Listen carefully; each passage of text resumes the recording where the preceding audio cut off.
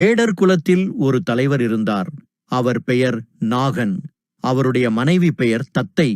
இந்த நாகனுக்கும் தத்தைக்கும் நீண்ட காலமாக குழந்தை பெறில்லை. இதனால் இவர்கள் இருவரும் முருகப்பெருமானை நோக்கி தவம் செய்தனர். முருகப்பெருமானின் திருவருளால் நாகனுக்கும் தத்தைக்கும் ஒரு ஆண் குழந்தை பிறந்தது. அந்த குழந்தைக்கு திண்ணன் என்று பெயரிட்டு வளர்த்து வந்தனர். திண்ணன் சிறுவயதிலேயே காட்டிற்கு சென்று புலிக்குட்டியை பிடித்து வந்து வீட்டின் முற்றத்தில் கட்டிவிடுவான். அந்த அளவிற்கு வீரமுடன் இருந்தான். திண்ணன் 7 வயதிலேயே வில்விற்றையை கற்றுக்கொண்டு நல்ல திண்மையாகவும் வேடவர் குலத்திற்கு ஏற்ற தைரியசாலியாகவும் இருந்தான். வேடவர் தலைவனாகிய நாகனுக்கு இப்போது வயதாகிவிட்டது. வேட்டைக்கு இவர்கள் செல்லாததால் மலைப்பகுதியில் விளையக்கூடிய பயிர்கள், விலங்குகள் அழிக்கத் தொடங்கின. இதனால் வேடர்கள் எல்லோரும் மிகுந்த வருத்தத்தில் இருந்தனர். இதனால் வேடவர்களின் தலைவனாகிய நாகன் தன்னுடைய வேடவ இன மக்களையெல்லாம் அழைத்து, எனக்கு வயதாகிவிட்டது, என்னால் இனி வேட்டையாட முடியாது, எனவே என்னுடைய மகானான திண்ணனை தலைவனாக அறிவிக்கிறேன் என்று கூறினார் நாகன். தலைவனாகிய திண்ணன் வேட்டையாட வில்லும் வாளும் கொண்டு காட்டிற்குச் சென்றார்.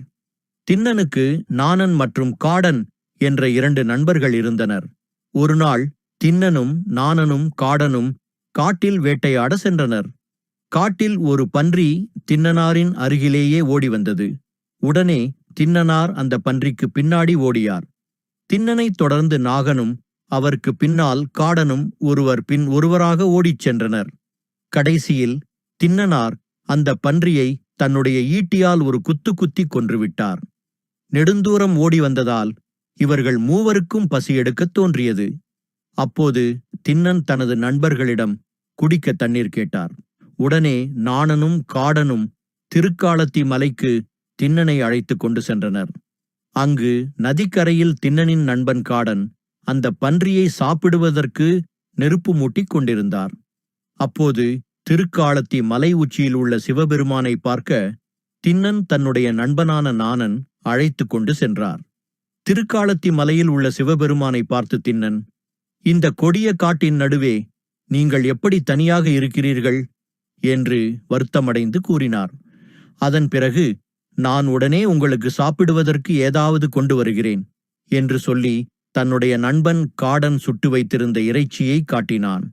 அந்த இறைச்சியில் எந்த பகுதி சுவையாக இருக்கும் என்று நினைத்து அந்த பகுதியை சாப்பிட்டு பார்த்து அந்த எச்சில் இறைச்சியை ஒரு இலையில் சேர்த்து வைத்து அதனை சிவபெருமானுக்கு கொண்டு செல்லலாம் என்று எடுத்து கொண்டு செல்ல, ஐயோ, இறைச்சி சாப்பிட்டால் சிவபெருமானுக்கு தண்ணீர் தாகம் எடுக்கும், எனவே தண்ணீர் எப்படி கொண்டு செல்வது என்று எண்ணிக்கொண்டு அருகில் இருக்கக்கூடிய தண்ணீரை தன்னுடைய வாயில் முகர்ந்து வைத்துக்கொண்டு உடனே திருக்காலத்தில் இருக்கக்கூடிய சிவபெருமானின் ஆலயத்துக்கு சென்று திண்ணன் வாயிலிருந்து நீரை சிவபெருமான் மீது ஊற்றுவான். இறைச்சியை இலையில் வைத்து வழிபடுவது வழக்கமாக இருந்தது. ஒருநாள் கண்ணப்பனின் பக்தியை சோதிக்க விரும்பினான் சிவபெருமான். தினமும் வணங்கி வந்த சிவலிங்கத்தில் கண்ணிலிருந்து இரத்தம் வடிய தொடங்கியது.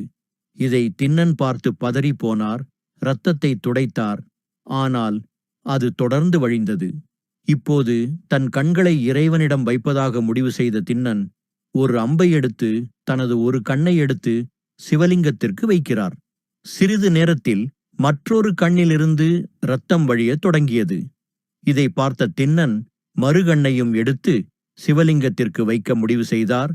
அப்போது கண்களில் 2ம் வைக்க முடியாது என்று உணர்ந்து கால் விரலால் சிவலிங்கத்தின் கண்மீது வைத்துக்கொண்டு மாற்று கண்ணை அம்பின் உதவியால் எடுக்க முயற்சித்தார். சிவபெருமான் திகைத்து, பொறு கண்ணப்பா பொறு என்று அசரீரியாக தடுத்து நிறுத்தினார். என்னுடைய கண்ணில் இரத்தம் வடிவதை பார்த்தவுடன் உன்னுடைய கண்ணை பிடுங்கி நீ வைத்ததால் நீ கண்ணப்பர் என்று அழைக்கப்படுவாய். அது மட்டுமில்லாமல் நீ எப்போதும் என்னுடனேயே இருப்பாய் என்று கூறி திருக்காலத்தி மலையில் வைத்து முக்தியும் கொடுத்தார் சிவபெருமான். இந்த சம்பவம் திருக்காலத்தி திருக்கோயிலில் நிகழ்ந்தது. அதனால் இங்கு காலத்தீஸ்வரர் என்ற பெயரில் சிவபெருமானின் அருள் கிடைத்ததாக நம்பப்படுகிறது. இதன் பின்னணியில் கண்ணப்பர் முற்பிறவியில் பாண்டவர்கள் ஒருவரான அர்ஜுனனாக இருந்தார். அவர் மகாபாரத போரில் தன் மகன் அபிமன்யுவை கொன்றவர்களை தண்டிக்காமல் விடமாட்டேன் என்று சொல்லி உணவு உண்ணாமல் சிவ பூஜையும் செய்யாமல் கண்ணபிரான் கூட கைலாயத்திற்கு சென்றார். சிவபெருமானிடம் வரம் கேட்பதற்காக செல்கிறார். அங்கு சென்றபோது ஒரு பன்றியின் காரணமாக அர்ஜுனனுக்கும் வேடன் வடிவில் இருந்த சிவபெருமானுக்கும் இடையே சண்டை நடக்கிறது. வேடன் வடிவில் இருப்பது சிவபெருமான் என்று அறியாமல் வேடன்தானே என்று வேடன் குலத்தை திட்டினான். உடனே தன்னுடைய திருவுருவத்தை அர்ஜுனனிடம் காட்டி, அர்ஜுனா, உனக்கு என்ன வரம் வேண்டும் கேள் என்று கூறினார் சிவபெருமான். உங்கள் அருள் போது என்றான். சிவபக்தி சிவத்தை அடைய வேண்டும் என்றான். கேட்க வந்த வரத்தை மறதான் இருப்பினும் சிவபெருமான் பாசுபதாஸ்திரம் கொடுத்தார். ஆனால் நீ என்னை திட்டினாயே வேடன் என்று, எனவே நீ அடுத்த பிறவியில் வேடர் குலத்தில் பிறந்து ஒரு பன்றியின் காரணமாக திருக்காலத்தியில் என்னை கண்டு முக்தி பெறுவாய் என்று கூறினார் சிவபெருமான்.